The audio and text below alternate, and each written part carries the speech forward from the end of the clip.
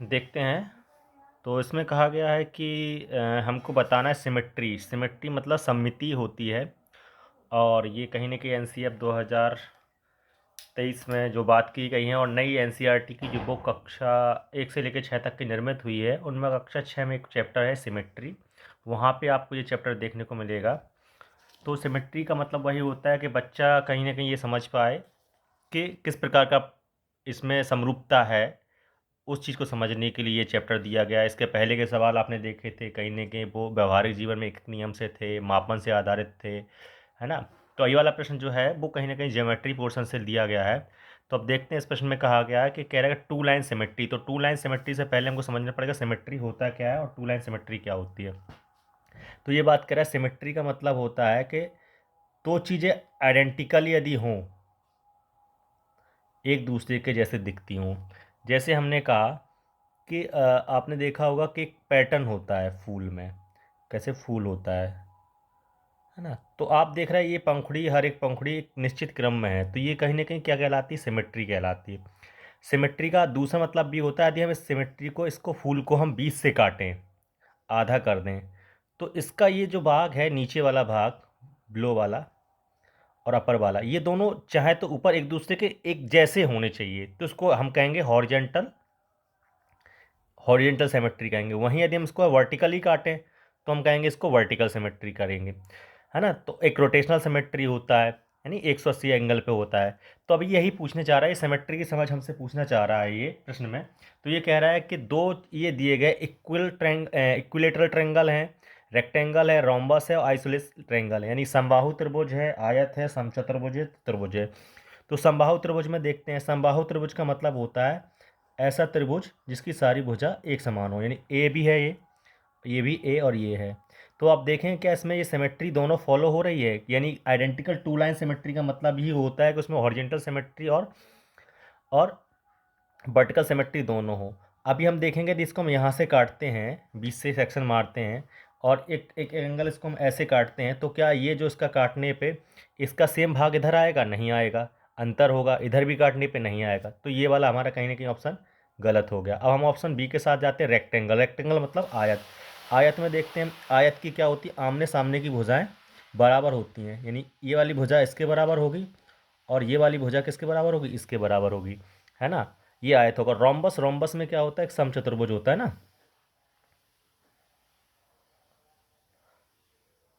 अब इसमें देखते हैं, इसमें क्या होता है? समचतुर्भुज में भी जो है आमने सामने कोण कैसे होते हैं? एक समान होते हैं ना।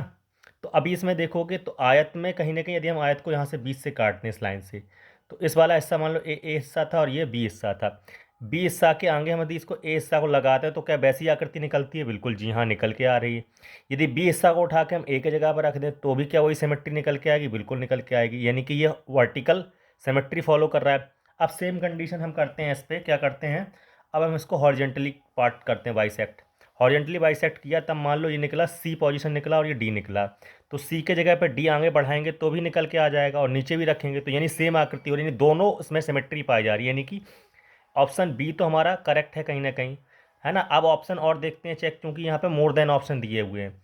अब देखते हैं रोम्बस। रोम्बस के साथ क्या देखते हैं?